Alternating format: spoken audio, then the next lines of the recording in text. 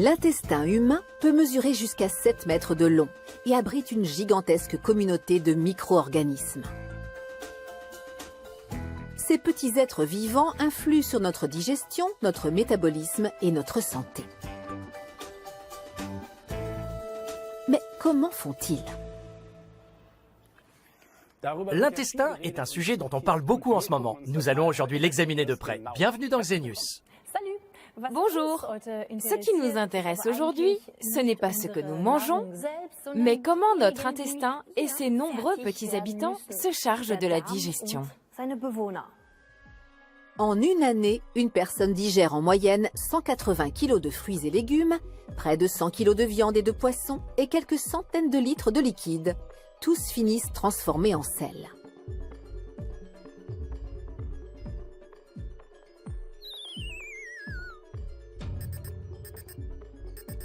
En moyenne, le corps humain en évacue 220 grammes par jour. À l'intérieur de l'intestin grêle, les nutriments sont absorbés et transmis au réseau sanguin via les villosités intestinales. La membrane de l'intestin est couverte de petits plis pour atteindre la plus grande surface possible.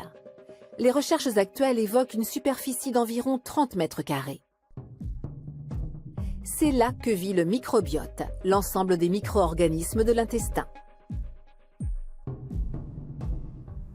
30 mètres carrés, ce n'est pas rien. C'est à peu près la superficie de la passerelle sur laquelle nous nous trouvons. Pour arriver à ce chiffre, tous les creux et les bosses de la muqueuse intestinale sont pris en compte, avec ses millions de plis et de replis, de petits recoins et de ridules. À l'intérieur de l'intestin, ce sont des milliards de bactéries qui s'activent. Et elles ont du pain sur la planche, car l'alimentation humaine est extrêmement variée. Les uns mangent plus de viande ou de poisson, les autres davantage de céréales ou d'aliments crus. Chacun d'entre nous devrait donc posséder une flore intestinale adaptée à son régime alimentaire. Mais est-ce vraiment le cas? Ici, au LEBM, le laboratoire européen de biologie moléculaire de Heidelberg, une équipe de chercheurs se penche justement sur cette question.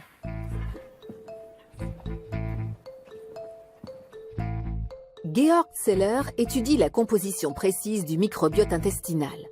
Quelles sont les différences d'un microbiote à l'autre et que signifient-elles? C'est ce qu'il veut découvrir avec son groupe de travail du laboratoire européen de biologie moléculaire. Vaut-il mieux parler de microbiote ou de flore intestinale? Quelle est la différence entre ces deux termes? Tout d'abord, le corps est peuplé de nombreux micro-organismes. C'est pourquoi on les appelle dans leur ensemble microbiote. Puisque le microbiote qu'on va analyser se trouve dans l'intestin, on parle de microbiote intestinal.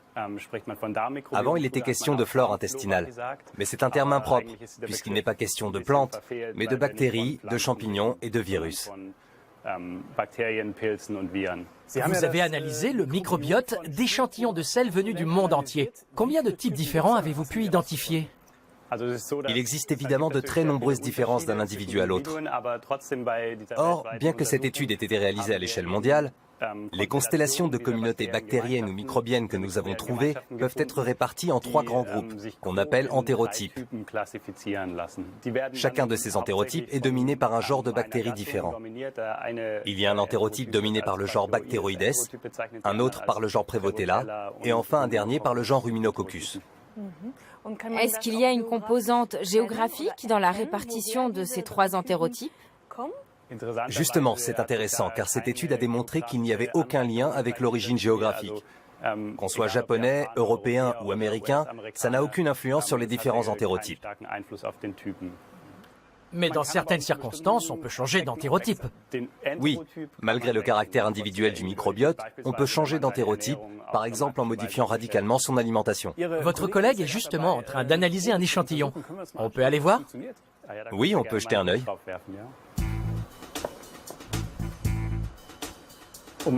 Pour extraire l'ADN de tous les micro-organismes d'un échantillon de sel, on a recours à un processus en plusieurs étapes. Tout commence avec des enzymes qui digèrent les protéines de ces cellules et ouvrent leurs parois cellulaires. L'échantillon est ensuite soumis à un processus mécanique, avec de petites boules de verre ou de métal, pour réduire les cellules les plus solides.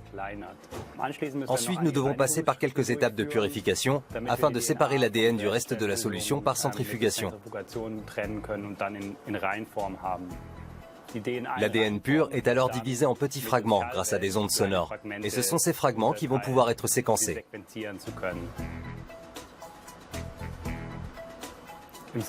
À l'intérieur du séquenceur, on peut déchiffrer la séquence d'ADN grâce à un procédé d'imagerie.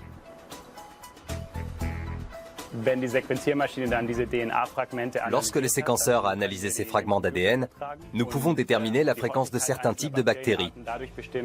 Et cela nous permet de comparer les pièces de ce puzzle d'ADN aux séquences de génome extraites de bactéries déjà analysées. Et ça, c'est le résultat? Comment peut-on l'interpréter? Qu'est-ce qu'on voit ici? Il est par exemple possible de représenter les résultats par entérotype. L'échantillon de sel que nous avons analysé figure ici, représenté par une étoile. Il est placé en contexte, au milieu de tous les autres échantillons que nous avons analysés jusqu'à présent. Dans ce grand tableau, chaque point correspond à un échantillon. Ici, on voit l'entérotype Bacteroides en bleu. Puis on a l'entérotype Ruminococcus, dont fait partie notre échantillon, ici en vert. Et au-dessus, il y a cette constellation de points rouges qui correspond à l'entérotype Prevotella. Que peut-on en déduire? Un de ces entérotypes est-il davantage prédisposé à certaines maladies? Il est difficile d'associer des maladies aux différents entérotypes. Nos connaissances sont encore trop limitées pour cela. Ce qu'on peut dire par exemple, c'est que dans l'entérotype Bacteroides, ici en haut, on trouve davantage de patients atteints de la maladie de Crohn. Ce sont des personnes qui souffrent d'une maladie inflammatoire chronique de l'intestin. Les causes de la maladie de Crohn ne sont pas toujours connues, mais il y a forcément des liens entre les habitudes alimentaires et notre microbiote. Par exemple, nous savons que les végétariens ont souvent une plus grande quantité de Prevotella dans leur microbiote. Donc on peut s'attendre à trouver plus de végétariens dans l'entérotype Prevotella, qui figure ici, en rouge. Puisqu'on parle de microbiote et d'alimentation, certaines personnes affirment assimiler plus ou moins bien la nourriture. Est-ce que ça peut être lié au microbiote? C'est une question difficile. On ne sait pas vraiment à quel point la nature du microbiote peut faire la différence. Donc un microbiote particulier ne peut pas entraîner de problèmes de surpoids, par exemple. Il existe bien des associations entre certaines constellations et le surpoids. Mais encore une fois, il est très difficile de dégager des liens de cause à effet. On sait déjà que certaines bactéries peuvent provoquer des maladies. Vos recherches pourraient-elles apporter des précisions dans ce domaine? Nous avons surtout parlé des 3 entérotypes les plus fréquents. Mais il ne faut pas oublier que nous avons un écosystème très complexe à l'intérieur de notre intestin, avec des centaines d'espèces de bactéries. On soupçonne en effet fortement certaines d'entre elles de causer des maladies, comme le cancer du côlon. Nous tentons aussi d'en savoir plus là-dessus et de déterminer si en isolant ces bactéries dans les échantillons de sel, il serait possible de développer des procédés de diagnostic. À quel moment notre entérotype est-il déterminé? Est-ce que cela survient très tôt dans la vie? Le microbiote se développe exactement comme nous. Quand nous venons au monde, il est encore très différent de celui d'un adulte. Et au cours des 6 premières années de la vie, il se forme un microbiote très diversifié, équivalent à celui d'un adulte. Autour de l'intestin se trouvent aussi de très nombreuses cellules nerveuses. Est-ce que la nature des bactéries intestinales est importante aussi pour ces cellules?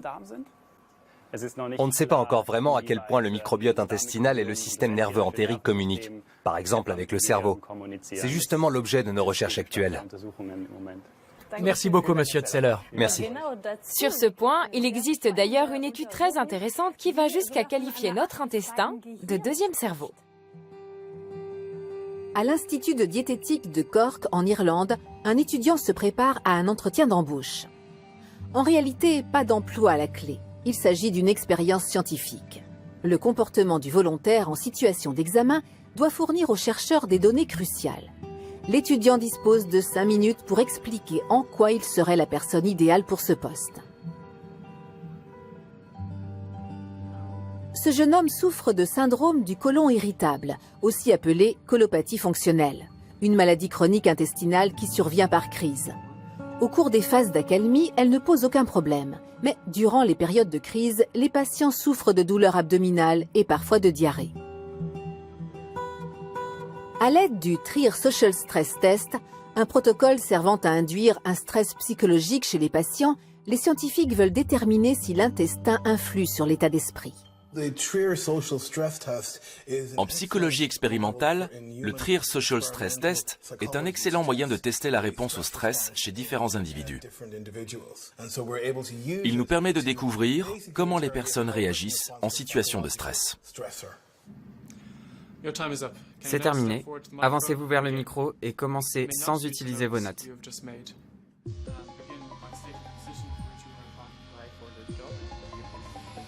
Lors de la phase de préparation et de l'entretien d'embauche, les patients atteints de colopathie fonctionnelle montrent des symptômes intérieurs et extérieurs de stress nettement plus importants que les volontaires sains.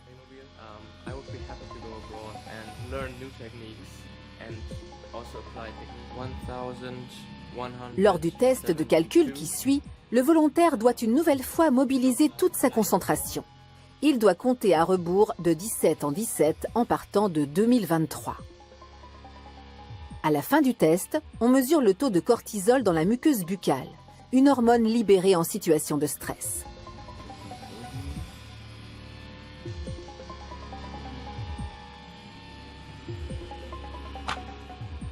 Chez les personnes atteintes de colopathie fonctionnelle, ce taux est nettement plus élevé. L'intestin stresse bel et bien le cerveau. Depuis des décennies, voire des siècles, nous savons que l'intestin et le cerveau communiquent. Par exemple, lorsque nous avons faim.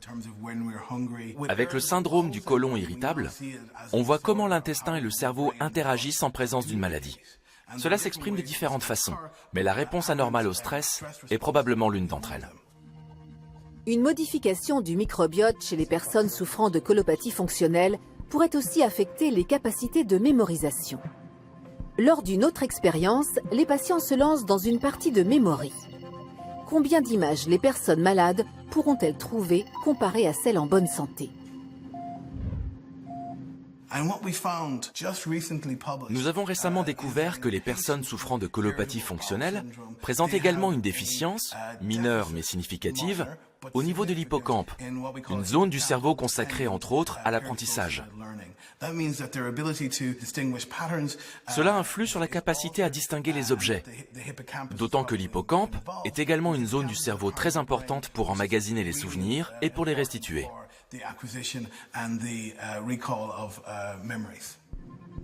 L'année 2008 marque le lancement du projet Microbiote humain. L'objectif est d'identifier l'intégralité des bactéries intestinales.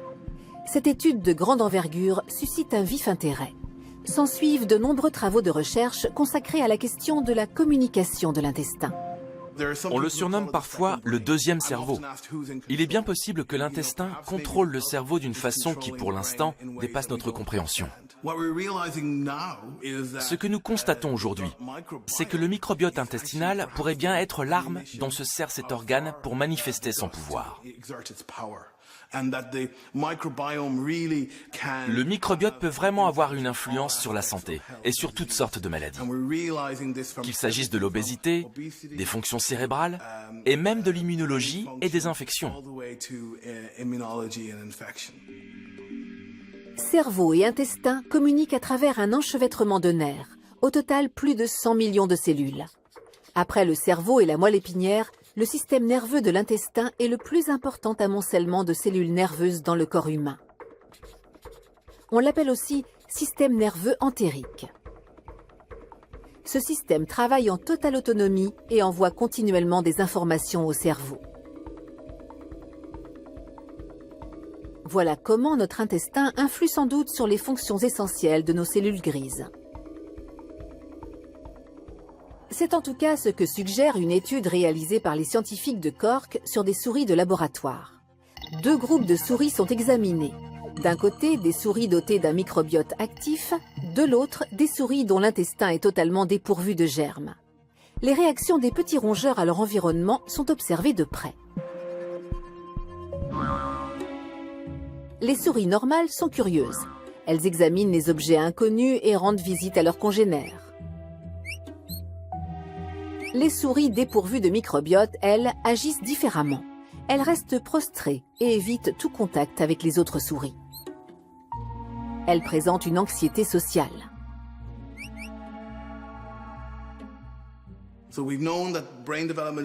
Nous savons que le microbiote influe de manière très importante sur le développement cérébral. Nous venons de démontrer que lorsque nous supprimons le microbiote, lors d'expériences sur les animaux, ces derniers développent des troubles du comportement social. Ces troubles sont très proches de ceux qu'on retrouve chez les autistes. Tout semble donc indiquer qu'au cours du développement du jeune enfant, le microbiote pourrait jouer un rôle capital dans l'apparition de maladies nerveuses et peser tout particulièrement sur le comportement social.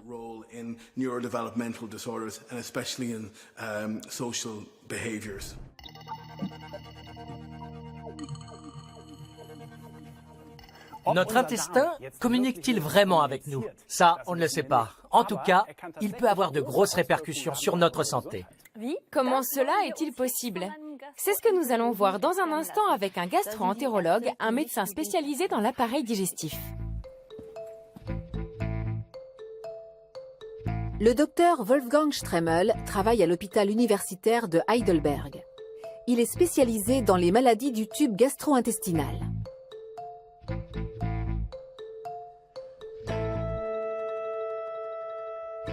Voyons d'abord comment fonctionne la digestion. Ça se passe essentiellement ici, dans l'estomac et l'intestin. Comment ça marche exactement? Nous devons absorber de la nourriture pour fabriquer de l'énergie. Pour cela, nous disposons d'un système assez ingénieux. Les aliments arrivent d'abord dans l'estomac. Les solides vont y rester 3 à 4 heures et être mélangés. Là, l'acide gastrique intervient. Il s'agit d'acide chlorhydrique, d'un pH proche de 1, qui décompose les protéines. Puis, au bout de 3 ou 4 heures, les aliments passent dans le duodénum, ce qui a pour effet de libérer des hormones. Le foie produit 1,8 litre de bile qui passe par la vésicule biliaire pour ensuite être pompé à l'intérieur du duodénum. Attendez, 1,8 litres? Par jour. Waouh! Et le pancréas en produit 2 litres par jour. Ça veut dire que 4 litres se retrouvent ici, indépendamment de la quantité de liquide qu'on boit. C'est alors que les enzymes de la vésicule biliaire entrent en action et décomposent les aliments. L'amidon nous fournit le sucre, les protéines nous fournissent les acides aminés et les graisses nous fournissent les acides gras. La seule chose que nous ne pouvons pas digérer, nous, êtres humains, de même que les autres mammifères, ce sont les fibres. C'est ce qui compose les fruits, les légumes et la salade. Il s'agit de liaisons glycosidiques que l'être humain ne peut pas dégrader. On les retrouve ainsi dans les selles et les bactéries. Les bactéries ont mauvaise réputation en général, et on les redoute car elles peuvent causer de nombreuses maladies. Mais qu'en est-il de ces bactéries-là? Celles-ci vivent avec nous, même s'il est vrai qu'en général, on se protège des bactéries. Il y en a de mauvaises, comme le choléra, ou encore d'autres qu'on préfère éviter. Mais celles-ci se trouvent dans notre intestin. Comment se fait-il que ces bactéries ne puissent pas nous agresser? Elles peuvent nous causer des problèmes dans l'intestin grêle parce que les métabolites des bactéries, c'est-à-dire les composés intermédiaires qui se trouvent à l'intérieur des bactéries mortes, peuvent être assimilés. Les bactéries vivantes, elles, ne pénètrent pas dans le corps. Cela provoquerait un empoisonnement du sang. Et pourquoi ne peuvent-elles pas pénétrer? Grâce au mucus qui protège la paroi intestinale interne et bloque les bactéries. La muqueuse produit du mucus, lequel contient de la graisse qui est attirée par les selles biliaires et fait office de protection. Or, le gras repousse l'eau. Lorsque vous beurrez généreusement une tartine et faites tomber une goutte de thé dessus, la goutte ne traverse pas. En revanche, si la couche de gras est trop fine, le liquide s'infiltre. C'est pareil dans l'intestin. Un de mes amis a pris cette photo. Les bactéries sont représentées en jaune clair et ici, c'est la muqueuse. Au milieu, il y a le mucus. On voit très bien la barrière entre les bactéries et la muqueuse. Rien ne passe à travers. Par contre, lorsque l'intestin est malade, les bactéries peuvent attaquer la muqueuse et des ulcères se forment. Parlons un peu des antibiotiques. Est-ce qu'ils nuisent à notre flore, ou plutôt à notre microbiote intestinal? Les antibiotiques, en particulier lorsqu'ils sont censés agir contre les bactéries intestinales, ce qui est rare, réduisent la charge bactérienne et peuvent ainsi atténuer les inflammations, en cas de paroi endommagée par exemple. Les antibiotiques sont donc utiles. Sur la durée, ils peuvent évidemment provoquer des résistances. Mais en cas d'inflammation, ils peuvent être utiles. Quel est le mystère intestinal que vous aimeriez déchiffrer? Comme je vous l'ai expliqué, les bactéries sont détruites dans l'estomac par les enzymes du pancréas. Mais qu'advient-il de l'information génétique contenue dans ces bactéries? Peut-être que cette information s'infiltre dans l'organisme. De cette façon, les bactéries parleraient à notre corps. En tout cas, ce serait une hypothèse de travail très intéressante, que j'aimerais beaucoup explorer.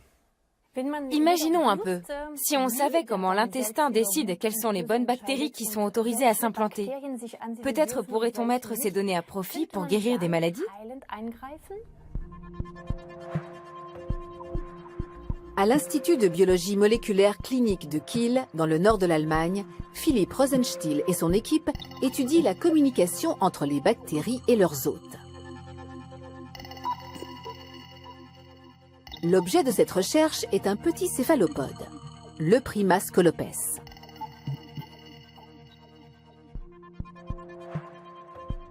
Pour survivre, ces petits calamars ont besoin de bactéries bioluminescentes qu'ils doivent trouver tout de suite après leur naissance. Ils n'ont que quelques heures pour y parvenir.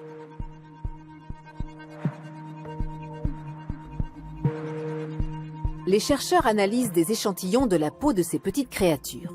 Ils veulent comprendre comment se déroule la communication entre la bactérie et le céphalopode. Les petits animaux naissent en milieu stérile. Après quelques heures à peine, ils sont placés dans l'eau au contact de milliers d'espèces de bactéries. Il s'agit alors d'attirer précisément celle qui va leur être utile.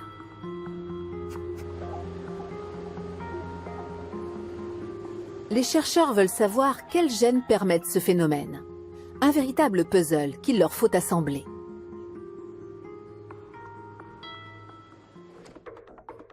Voilà ce que cela donne en version simplifiée. Les bactéries vertes émettent un signal. Le premier contact est établi. Dès que le calamar perçoit sa présence, il renvoie à son tour un signal qui va aider la bactérie à s'arrimer, un peu comme une assistance au stationnement. L'animal indique que la place est libre et que la bactérie peut s'installer. Un petit nombre d'entre elles suffit pour établir le contact. Un premier indice, peut-être, de la façon dont les bactéries viennent coloniser notre intestin. L'intestin humain est beaucoup plus complexe. On ne parle pas d'une seule bactérie qui émet un peu de lumière, mais potentiellement de milliers de bactéries différentes qui ont des activités métaboliques. C'est justement cela qui est intéressant. Pour la première fois, quelques exemples nous laissent à penser qu'il pourrait exister un langage moléculaire qui permet à certaines espèces de bactéries d'échanger avec leur hôte. Nous pensons que c'est le point de départ vers la compréhension des interactions de certaines bactéries ayant des fonctions précises chez leur hôte, notamment chez l'être humain. Nous sommes sur la bonne voie pour comprendre ce langage qui s'établit au cours des premières minutes d'interaction entre l'hôte et une flore complexe.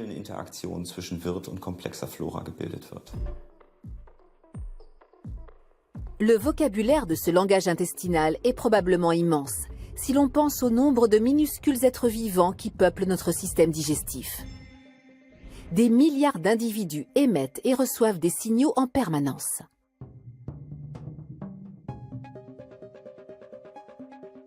Et le décryptage du langage complexe des bactéries n'aurait pas seulement une valeur scientifique. Les chercheurs comptent s'en servir pour, un jour, traiter des maladies. Comprendre une langue signifie aussi la parler, et également intervenir dans le cadre d'une interaction.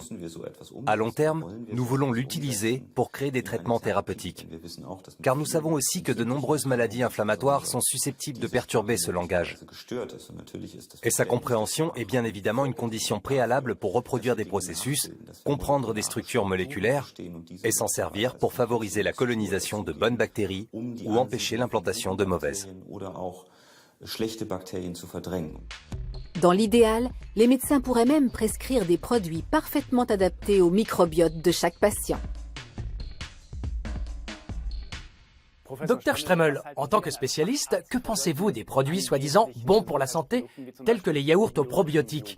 Sont-ils utiles? À ma connaissance, non. Ce sont des denrées de luxe et peu de données suggèrent qu'ils pourraient effectivement renforcer le système immunitaire ou aider à lutter contre les maladies. En tout cas, c'est l'avis de l'école de médecine. Qu'est-ce que vous recommandez pour conserver un bon équilibre bactérien dans l'intestin?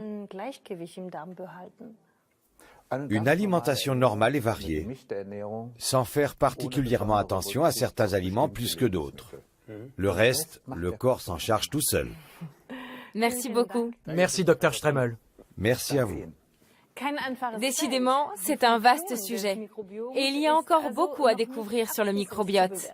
Nul doute que si on pouvait comprendre les échanges entre l'intestin et le cerveau, cela nous rendrait encore un peu plus intelligents. Sur ce, on vous dit à bientôt.